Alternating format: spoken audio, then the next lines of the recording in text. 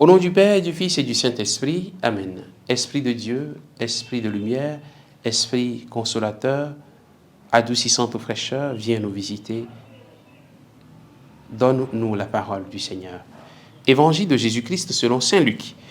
Beaucoup ont entrepris de composer un récit des événements qui se sont accomplis parmi nous, d'après ce que nous ont transmis ceux qui, dès le commencement, furent témoins oculaires et serviteurs de la parole. C'est pourquoi j'ai décidé, moi aussi, après avoir recueilli avec précision des informations concernant tout ce qui s'est passé depuis le début, d'écrire pour toi, excellent Théophile, un exposé suivi, afin que tu te rendes bien compte de la solidité des enseignements que tu as entendus. En ce temps-là, lorsque Jésus, dans la puissance de l'Esprit, revint en Galilée, sa renommée se répandit dans toute la région. Il enseignait dans les synagogues et tout le monde faisait son éloge. Il vint à Nazareth où il avait été élevé. Selon son habitude, il entra dans la synagogue le jour du sabbat et il se leva pour faire la lecture. On lui remit le livre du prophète Isaïe. Il ouvrit le livre et trouva le passage où il est écrit « L'Esprit du Seigneur est sur moi parce que le Seigneur m'a consacré par l'onction. Il m'a envoyé porter la bonne nouvelle aux pauvres, annoncer aux captifs leur libération et aux aveugles qu'ils retrouveront la vue, remettre en liberté les opprimés, annoncer une année favorable accordée par le Seigneur. » Jésus referma le livre, le rendit aux servants et s'assit. Tous, dans la synagogue, avaient les yeux fixés sur lui. Alors il se mit à leur dire « Aujourd'hui s'accomplit ce passage de l'Écriture que vous venez d'entendre. » Acclamons la parole de Dieu. Louange à toi, Seigneur Jésus. Bien-aimés de Dieu, chers frères et sœurs en Christ, nous sommes aujourd'hui le dimanche 26 janvier, troisième dimanche du temps ordinaire. Beaucoup ont entrepris de composer un récit sur la vie de Jésus selon le témoignage des disciples. Après avoir reçu des informations avec précision, moi aussi j'ai décidé de composer un récit de tous les événements qui se sont passés au sujet de Jésus. Le but, c'est la solidité des enseignements reçus.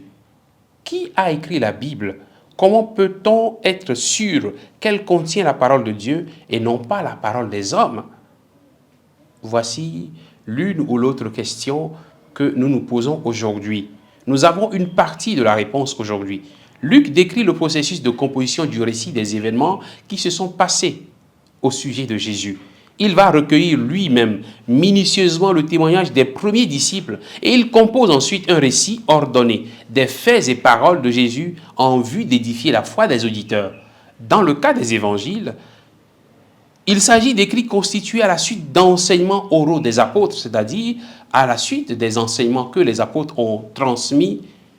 Luc, tout comme d'autres, vont commencer donc à mettre par écrit tout ce qu'ils ont reçu. Ces écrits ont été réalisés par des fidèles qui ne sont pas forcément de la première vague, c'est-à-dire qui n'ont pas vécu avec Jésus, qui n'ont pas marché forcément avec Jésus. Ces gens vont figer dans le temps ces paroles reçues de la bouche des apôtres à travers des écrits. Ce ne sont pas des récits inventés, mais composés, éclairés par leur foi au Christ Jésus ressuscité pour édifier la foi des auditeurs et lecteurs. La particularité de ces récits, c'est que Dieu passe par le langage humain pour parler aux hommes.